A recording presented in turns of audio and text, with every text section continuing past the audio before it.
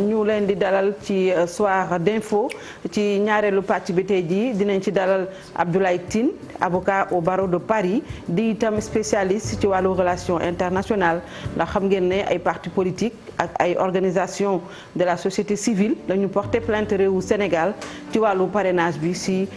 cour de justice de la CEDEAO dinañ ci waxtaan ak yeneen ni poñ ak Abdoulaye Tine di avocat barreau de Paris ci kanam lay doon gannaaw xibaaru 20h yi. bu ci kanamee tuuti itam sunu gan ñu war ko dalal ci pàcc bu njëkk bi di Mame Adama Gueye vice-président bu ONG Jamra dafa xaw a nag nekk ci embouteillage yi mi ngi egsi bu ci ñëwee incha allah dinañ waxtaan ci li nga xamante ni moom mooy actualité bi xew viol yi homosexualité yi yeeg yooyu yëpp tey jii dinañ ko waxtaanee ak ki nga xamante ni moom mooy Mame Mactar Gueye en attendant ñu dalal ki nga xamante ni moom mooy Pape Djibril Fall maa ngi lay nuyu bu baax Pape. Binta maa ngi lay nuyu yow tamit. géejoon naa la gis sa robe de am mbégte di la dalal. man gis naa la démb rek seet naa la démb. waaw fi mu ne nii nag moom xam naa ne moom dañu war a dalal ci kanam tuuti ki nga xamante ne moom mooy Mame Mactar Gueye te ki wax Mame Mactar Gueye dañ koy dégg ci lu bare muy ñaxtu ci wàllu homosexualité te nag l'actualité il faut ñu wax ko démb ba tey ki nga xamante ne mooy ambassadeur du ambassadeur le premier ministre bu Canada mi ngi fi waxtaan na ak président démb ñëpp teg ci seen nopp ci wàllu légalisation droit homosexuel yi gis nañu aussi di ci président tontu yow ban jàngat nga ci def. Déjà xam nga looy xaarte ñëwagul Binta su ñëwee du la jaaxal. Déjà on attendait la question parce que Justin Trudeau moom moo baaxee noonu moo baaxoo noonu c'est-à-dire que moom fu mu dem rek su eggee la question des droits humains entre guillemets ci ñoom seen conception bi ñu ci am ñoom loolu moo leen di dafa bokk ci seen agenda loo xamante ni fu ñu dem dañ koy poser sur la table waxtaane ko donc fii forcément boo gisee sax par rapport ak li ñu waxante yëpp en termes de convention ak li ko yëkkati woon mooy sàkku la voix du Sénégal pour que Canada mën a accéder au Conseil de sécurité des Nations Unies boo seetloo loolu yëpp gars yi dañ ko mujj teg fële jël question centrale bi daal di koy mettre au cœur parce que c'est vrai que ça fait vendre aussi parce que dafay susciter polémique dafay indi coow la am njaay indi jóob ci espace public bi donc ça aussi ça intéresse les gens mais je pense que ne aussi le président li mu ko tontu effectivement il a été un avocat du peuple sénégalais parce que dafa wax ne la société cette société bi moom mu boole ci boppam génne ci sax position personnelle am mais dana ko société bi moo parewul pour loolu effectivement il a raison je pense que ne am na benn niveau d'assumation boo xamante ni soo ko bëggee def ci société bu mel nii da ngay violent trop ak moom et je pense que ne effectivement Trudeau a trouvé plus lourd et que loolu rek lañ doon xaar ci président de la République et que ñu continuer veiller ci loolu je pense que ne c'est important les enjeux sont ailleurs ñun tey jii ku ñuy dimbali ci droits humains dëgg pour man mooy soo ñëwee Sénégal da ngay yittewoo sécurité alimentaire. Dëgg la. soo ñëwee Sénégal da nga yittewoo ñi war a jàng te jànguñu. lan moo tax du ñu wax ci loolu ñoom. suñ ñëwee ndax du ñu inquiété wu parce que ñi war a jàng te jànguñu. du ñu inquiété wu ci ñi war a faju te fajuwuñu. du ñu inquiété wu ci ñi nga xamante ni xiif nañ mënuñu lekk. di ñu inquiété wu ci jigéen ñi nga xamante ni pour ñu am doom c'est tout un problème. c'est ça aujourd'hui gis nga bés bu ñu liggéeyut ba loolu nekk une réalité accès universel boobu nekk une réalité su boobaa les droits humains. ñun nërmeelu nañu ci kanamu droits humains pour man loolu mooy droit humain en réalité mooy ces droits élémentaires léegi nag lëlee c'est d'autres agendas yoo xamante ni c'est en relation avec une certaine culture une certaine façon de voir le monde parce que àdduna aussi lépp c'est une question de vision du monde ñoom c'est leur conception c'est une question d'acception et d'approche ñoom noonu lañu ko gisee sauf que man Pape Djibril man dama jàpp ne qui paie commande parce qu'ils viennent avec des mallettes remplies d'argent gis nañ que ñi ngi wax sax ne président nu mu ko tontoo xaw na des ndax am na beneen brèche bu mu ubbi am na ñu gisee ne c'était vraiment une réponse assez diplomatiquement correcte tey jii lan moo waral sax ñuy permettre ñi nga xamante ne ñoom les occidentaux ñuy ñëw ci réewu Afrique yi di développer légalisation homosexuelle xam nga loolu Poutine daf ci mais c'est une question de rapport de force wax nga ko léegi Poutine bi muy dem France ñëpp gis nañ ni mu def Sarkozy daanaka wax nañ ne daf ko écraser jour boobu Kadhafi bi mu tollee ci digg dooleem bi mu demee France ci Champs-Élysées yi la installé ay xaymaam te dara fekk ko ci il se permet même d'arriver en retard donc c'est des questions de rapport de force maintenant ce qui arrive aussi souvent mooy que wax naa ko fi ay yoon uude nu mu la gisee rek la lay ëwale te bu fekkee ne tamit da nga nekk ci xam nga Sénégal tey jii li ma jàpp rek mooy suñu gënoon a dëggal suñu bopp yàlla xam na ne on n'a pas besoin de courber l'échine di sukk di toroxlu ci kanamu qui que ce soit parce que li ñëpp di wut ñun yàlla def nañu ko. dëgg la. waaw Binta loolu du lu ndaw tey jii nous sommes la 7e réserve mondiale ci wàllu gaz. 7e réserve mondiale. donc amul ressources yi ñuy wut yëpp fi mu ne ni gars yi ñun am nañ ko yàlla suñu borom baaxee nañu ko donc li ci des pour man c'est une question de posture c'est une question d'attitude. question de responsabilité aussi. bañ a xool lekk njëriñ li teew tey. waaw mooy li may wax dem ma les urgences chassent les priorités. Absolument. C'est-à-dire que fi mu ne nii urgence yi ñëpp xam nañu ko. mooy que trésorerie bi doy na waar. tension bi ñoo ngi koy wax waxuñu ko li ñu constaté réalité bi moo ëpp solo li ñuy wax. réalité bi mooy y a des entreprises qui ferment boutique. réalité bi mooy ñi ñoo ngi licencié réalité bi mooy la dette intérieure gars yi ñoo ngi koy coow loolu mooy réalité bi. maintenant face à cette réalité là est-ce qu'il faut de l'argent tout de suite. sans pour autant nga xalaat les contreparties parce que li nga wax li ci am solo mooy mallette yooyu bu duggee. d'habitude ki lay jox mallette xaarul nga delloo ko mallette. Absolument. La contrepartie du don de ces mallettes-là c'est ça qui doit être posé sur la table et man j'aurais bien aimé que bu fi président ñëwee aussi toutes les conventions que l'on signe ñu étaler ko sur la place publique. ñu xam ne waajikat bi mu ñëwee. ne jox nañu arène nationale. ginnaaw arène nationale bi moom lan la ci bëgg. lan la ñuy fay Chine tey ci don arène nationale bi. lan la ñu nar a fay Justin Trudeau tey jii ci li nga xamante ni jëflante na ko ak Sénégal. les questions centrales yooyu moom la Alain Duhamel tuddee léegi. une transparence tyrannique. bi nga xamante ni benn société benn dirigeant mënatu ci dem. mënatu ci deñ te li gën a métti ci dirigeant. c'est pas le fait que ñooñu réclamer ba sonn du ñu ci jot. mais li gën a métti te gën a soof. mooy dem ba nit ñi am sentiment. ne am na lu ñu leen di nëbb. wala nit ñi am sentiment ne seen avenir am na lu koy compromettre te yëguñu ko. wala nit ñi sax li ñu xalaat dootuñu la ko mën a wax. je pense que ne loolu baaxul ci kilifa et que suñu dirigeants yi war nañ ko daw. mais justement lu tax suñu dirigeants yi gëmuñu seen bopp parce que yaa ngi koy wax sànq am nañu lu ñëpp soxla pétrole ak gaz rawatina fii ci Sénégal lu tax ñuy chercher les occidentaux toujours à nous diviser. gis nañu politique bi su ñëwee gis nga ni muy mel on essaie de diviser l'opposition la classe politique parce que quand même pour mieux venir jël suñu ay ressources on a vu ce qui s'est passé dans d'autres pays ñaangaluma ko Sénégal il faut que les Africains aussi apprennent à être responsables gën a liggéey arrêter la politique de la main tendue parce que depuis après les indépendances avant et après ba léegi je pense que les politiques n'ont pas changé les politiques de développement xam nga feeñ na sax ci éco bi ñuy wax nii ndax boo xoolee yéene boobu ci 19 juin 2019 su ma juumul ci la ñu daje woon déjà CEDEAO ba waxtaan ci une banque fédérale waxtaan ci yëpp nga gis Macron ñëw court-circuité CEDEAO ñu daal di leen di beddi tante wuñu fi ñun tante nañu fi fédération ñun ak Gambie non tante nañu fi fédération ñun ak Mali mais ñoom ñoo koy tas en réalité au-delà de nous ñoom ñooy ñëw gëm loolu ñu ne tey jii boo fi jógee nga dem Mauritanie par exemple mais da ngay xam ne fi nga jógee fii benn peuple bi la. mais Gambie ak Sénégal nag. Gambie ak Sénégal kazaalika nga jël Mali c'est la même chose nga jël c'est-à-dire que tey jii le combat bi nga xamante ni ñoom la Thomas Sankara doon mëne muy que ñu boole ko. balaa Thomas Sankara El Hadji Omar Foutiyou Tall boo ko gisee sa dimension panafricaniste bi nga xamante ni moom la porté woon mais loolu la tubaab yi ne du fi amee. parce que xam nañ ne suñu booloo. mais kenn waxatu ko et ñun aujourd'hui on est obligé tey jii man damay seetaan par exemple Emmanuel Macron wala soit ñoom Angela Merkel mais gis nga ñooñu da nga leen di gis seen réunion yi dañuy fanaanee réunion souvent ci seen sommet yi ngir préserver Europe yenn saa yi sax nga gis ku nar a nërmeelu ci biir Europe ñu daw yëkkatiwaat ko téye ko te ñun pourtant nga gis foofu bu dara yëngu àdduna bëgg a tukki te ñun fii dañuy toog Mali gi ñuy rey nit ñu bari mais personne ne bouge Burkina ñu rey ñu bari personne ne bouge te pourtant bu foofu bu fa kenn dee sunu gars yi fii ñu déjà sunu médias yi yëpp dañ ciy nekk sunu président yi jóg dem fa naqarlu bind ci Twitter ak yëpp daal di naqarlu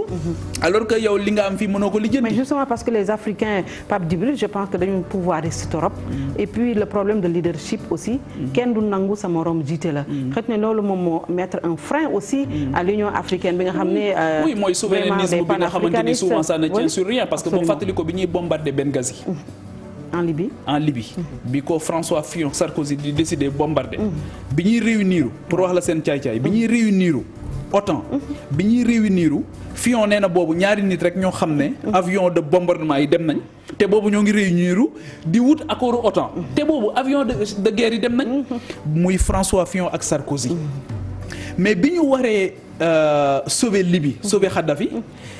mais ba Thabo Mbeki préparé wu pour bu Afrique du Sud pour dem Libye mais ci la ñuy décréter no fly zone une zone d'exclusion aérienne te kenn mënu ci wax dara africains yi kenn mënu ci wax dara Abdoulaye Wade bi nga xamante ni mag la woon amoon na sagesse xamoon na ne li gars yi préparé ba pare c'est irréversible mais daw joxe boppam au niveau de la Libye ci Kadhafi pour ne dafay mais c'était trop tard parce que gis nga ñoo ngi doon ci waxtaan ak colonel Abdou Aziz Ndaw lundi passé gis nga ba bu assaut amee policier bi ñuy gën a rey wala bi ñuy rey wala gendarme bi ñuy faagaagal mooy ki génn def action isolée tant que ñoo ngi nekk sunu micro état yi di def ay actions isolées mais les gens continueront ci maîtriser tey jii par exemple bu kenn di jóge Afrique mais Sénégal gii rek on a un club des investisseurs européens au Sénégal c'était un club des investisseurs français au Sénégal tey jii foo mën di dem ci àdduna bi bu ñuy négocier dañuy demandoo en masse mais ñun fii kenn rek jóg fii dem rencontrer Union européenne mais il te bouffe cru absolument il te bouffe leneen li nga xamante ni foofu la ñuy gën a nërmeelu Binta c'est la négociation waxtaan nañ fi benn bés ak le professeur Alioune Diouf bi nekk à l'ENA mu ne moom il a eu à participer à des négociations mais da ngay gis délégation bu jógee fii dem di rencontrer une délégation wala dans un pays africain dem di rencontrer une délégation américaine wala française mais da ngay gis ci biir délégation boobu da ngay gis ñu ñëw les Américains par exemple une délégation de pas moins de 300 personnes ñii daal di ñëw ànd juróomi nit wala juróom-benn nit te ci biir juróom-benn nit yooyu di nga ci fekk ñaar wala ñett yoo xamante ni kenn xamul luñ ciy def amuñu seen profil justifié wul ñu nekk ci kii boobu donc je pense que aussi il y a une certaine légèreté ci mbir yi réew du caaxaan en réalité et que ñi arrivé à un niveau stratégique nañu xam ne dañu am une grande responsabilité parce que li fi Senghor defoon tey te ñuy payer les pots cassés parce que defu ko woon ni mu ko war a defee mais tey jii ñoo ngi koy dund li Abdou Diouf waroon a def te defu ko tey jii ñoo ngi koy dund Abdoulaye Wade li mu def lu ci lu baax ñoo ngi récolter les fruits li mu def ci safaan mais ñoo ngi récolter aussi les fruits Macky Sall aussi lépp lu mu fi def ci lu baax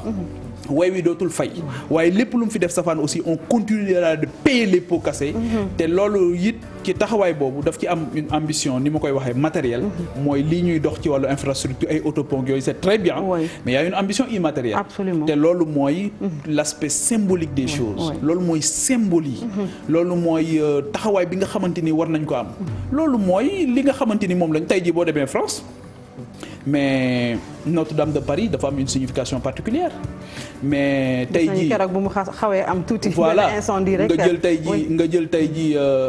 seen place yëpp dañu am des significations boo demee Amérique kazalika mais tey jii Sénégal boo ñëwee quelle est la place qui symbolique yi nga xamante ni war nañ fa taxaw à partir de là-bas ñu def de grands discours pour man Gorée ci la bokk pour man Gorée président de la République daf ko waroon di saisir pour wax ak adduna bi parce que Gorée loolu la servir à un moment donné pour man monument de la Renaissance nga bëgg ko nga bañ ko symbolique bi ak charge bi ñu ko jox émotionnel waroon na tax ñu taxaw foofu pour wax ak adduna bi qu'est-ce qu'on offre aujourd'hui au monde waaw parce que Trudeau buy ñëw costume cravate lay sol ñëw fekk la yow président de la République nga sol costume cravate mais bu dee Mohamed VI moo lay recevoir Maroc mais dafay sol affaire am yooyu ñu dalal la mu war lay c'est le commandeur des religions absolument comprendre nga donc je pense que daal am na détails yoo xamante ni package lay nekk quand tu offres à un état étranger surtout les puissances occidentales li nga leen di jox dafay nekk package mooy da nga leen di wan d'abord sa aada ak sa cosaan loolu mooy tax ñu fonk la parce que ñoom loolu dañ ko fonk te yàlla xam na ne aada ak cosaan boobu noonu ak li nga gëm boo ko jiitalee dëggal ko bu baax am na loo xam duñ na ko ñemee laaj dëgg la am li nga wax am na solo Pape Djibril am na leneen li nga xamante ne tey jii moo lëmbee Sénégal mooy wàllu viol ñi ngi tëddee xale yi nañ ma baal ci kàddu gi ay góor ak ay nee nañu sax ñi nga xam ne ñoom dañ leen daara ci daara yi la ñu nekk war a jàngale jàpp nañ leen sax am na kuñ ci jàpp yóbbu ko ak keneen koo xam ne ñoom ñaar itam yóbbu nañ leen ci kaso bi loolu nee nañu yàgg na sax ci askan wi viol ak pédophilie mais dafa mel ni dafa gën a tar jamono yi te dafa mel ni état bi affaire bi daf ci amu ci xeexe bi ñu ko war a xeex dafa mel ni dafa des lan moo ko waral xam nga li ma gëm mooy il faut que régulation am il faut que am ñuy régenter am na ci loo xam des fois on demande trop à l'État parce que aussi am na ci loo xamante ni souvent surtout sunu état yi nga xamante ni li ñuy gën a nangu ci ñoom mooy seen ñàkk a matal. seen matadi seen ñàkk a mat ci lépp loo xamante ni war na leen. loolu mooy li nga xamante ni dañ leen koy nangul. waaw mooy seen incapacité souvent ay aveu d'impuissance sax dafay am.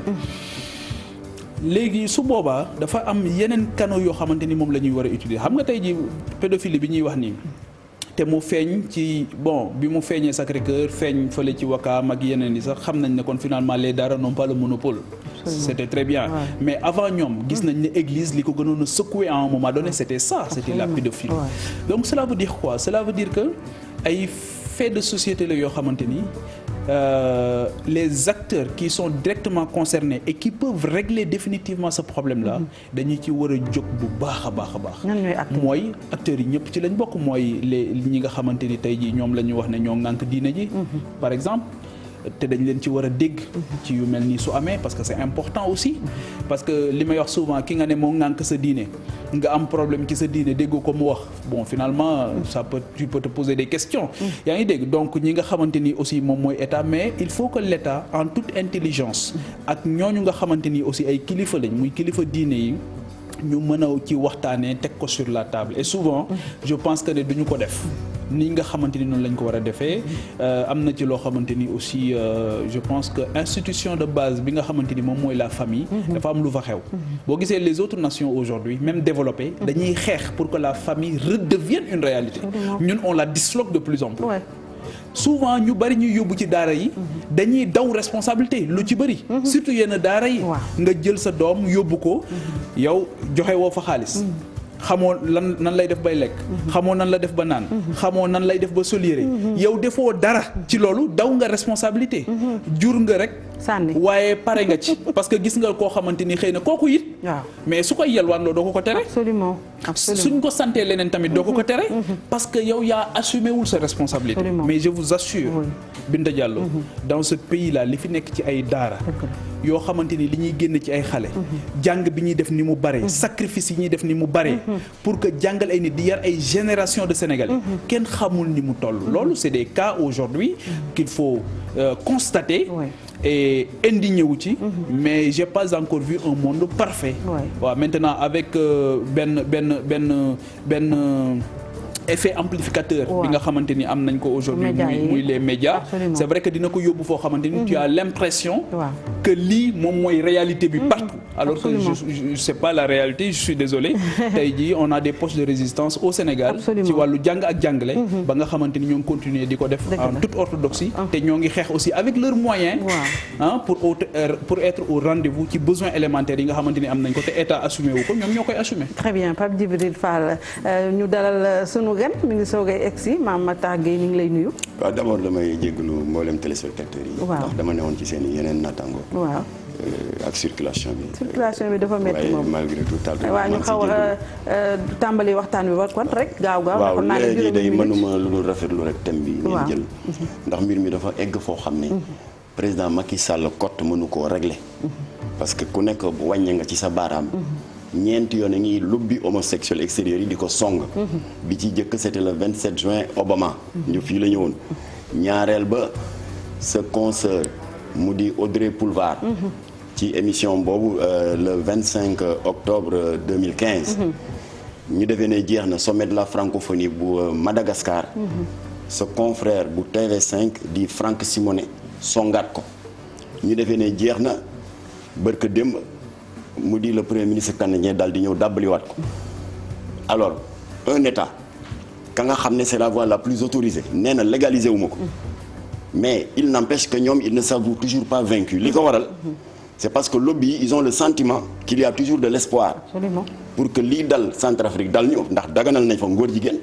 pour que lii dal Île Maurice dal ñu ndax daganal nañ fa ngóor jigéen lii dal Gabon dal ñu parce que daganal nañ fa ngóor jigéen parce que ñooñu ils ont été lâchés par leur peuple bi lobby yi demee ba seetlu ne que c'est le chef d'État seul qui porte ce combat ñu daal di ko wër ndomba c'est le cas de François Bozizé couper financement yi couper subvention yi mu daal di salit légaliser góor jigéen yàlla bi dara teewul jaxase dëkk ba ñu coup d'état ko mu daanu loolu bëgguñu mu am fii moo tax nañu foog waxi politique teg fee waxuma ne na nit ñi transhumé dem APR wala Benno Bokk Yaakaar ko tontu xanaa dal na sa xel président bu yeboo tontu ko en lui donnant du miel ou bien confiture li ñu amal solo mooy gàntal na ko et bien que gàntal na ko il revient toujours à la charge loolu li ko waral nag y a le silence complice de la société sénégalaise moo tax imam Massamba dina demander à tous ses collègues imams ajjuma bii di ñëw ñu def ko xutba pour wane ne lii Macky Sall la wax son refus de légaliser l'homosexualité du waxam c'est les 98% de croyants de ce pays musulmans et catholiques confondus ñu ngi ñaan tamit homme politique yi nañu wax ndax kenn déggugu leen à l'exception près de Malick Gakou moom mu ngi may woo régulièrement ne Jamra je suis de tout cœur avec vous dans ce combat kon nag ñoom ñi bëgg yore réew mi ëllëg il faut que ñu xam seen position par rapport à ça alors mais dans tout ça nag il faut que l'État soit cohérent ndax mënu nekk da ngay am article 319 bi rëbb les unions contre nature mënoo nekk da ngay am un chef de l'État qui refuse systématiquement les propositions indécentes de Bertrand Delanoë le maire homosexuel de Paris de Justin Trudeau l'avocat attitré des défilés LGBT parce que kenn jowu ko moom mooy participer ci défilé gay pride yi mooy défilé góor jigéen ñi alors mënuloo wax loolu ba ñëpp a tàccu ce même état sénégalais jaar ci suuf di jël ay récépissé di ko jox à 16 associations d'homosexuels et de lesbiennes kon nag pour le président Macky Sall pour qu'il soit cohérent pour que lii mu def sénégalais yi gën ko ci jàppale na xotti récépissé yi ministre de l'intérieur jox góor jigéen ñi voilà loolu yaakaar nañu ne bu ko président defee dina neex a jàppale. jébal ngeen ko ministre de l'intérieur waa Jamra. waaw ministre de l'intérieur recevoir woon na ma le 13 novembre 2019 c'était pour défier ñii wax naan Jamra yoruñu dara dañuy coow rek yëkkati naa jox ko ba pare jox ko ci ay échantillons yoo xam ne en face de ses en présence de ses collaborateurs particulièrement Ibrahima Sakho le secrétaire général de la présidence du ministère de l'intérieur nee naa ko dama lay jox ñetti échantillons rek li ci des da nga may jox sa email ma yónnee la toute la documentation des 16 associations d'homosexuels reconnues par l'État du Sénégal jox naa ko ci ñetti échantillons rek muy AIDS ñoo ci ëpp talibé 635 membres góor jigéen numéro de récépissé 15 444 délivré en 2012 par qui? Par la DAGT la direction de l'administration générale du territoire de qui? Du ministère de l'Intérieur jox naa ko dégg nga prudence bi nga xam ne Jamil Bangoura moo ko jiite numéro de récépissé date de délivrance par qui? Le ministère de l'Intérieur jox naa ko góor jigéen yu jigéen ñi mu di leen lesbiennes dirigé par Ndeye Kébé ñu di ko wax sourire de femme numéro de récépissé nangam délivrance telle date par qui? Le ministère de l'Intérieur ñuy 16 kon loolu réalité la du ay fiction. boole naa ci sax kon kay c'est paradoxal bu fekkee dañ ne ñoom góor jigéen kenn du leen jox fii droit ba pare di protéger. wala di jox ay récépissé du yoon loolu la mooy ban façon. alors mu ne ma nag léegi bon récépissé yi xel demul ab kuréel daal di ñëw présenté wu ne góor jigéen la ñu jox ñu récépissé. ma ne waaw xel demu ci waaye fi ñu leen naxee yéen état du Sénégal kuy déposer demande de récépissé pour taxawal kuréel moo xam da nga bëgg a créer syndicat wala parti politique wala leneen ñetti documents yi rek lañ lay laaj statut. Procès-verbal d'assemblée générale constitutive ak benn document boo xam ne ci ngay décliner sa objet social ñoom fa ñu naxee état du Sénégal bu ñuy décliner seen objet social du ñu ne ay góor jigéen lañ déedéet dañ naan waaw dañu créer suñu kuréel bi pour dimbali les malades du sida dañ ko dimbali pour créer aider les veuves et les orphelins wala boog les personnes du troisième âge qui sont souvent confrontées à des problèmes de santé xam nga un ministre de l'Intérieur quel qu'il soit boo indee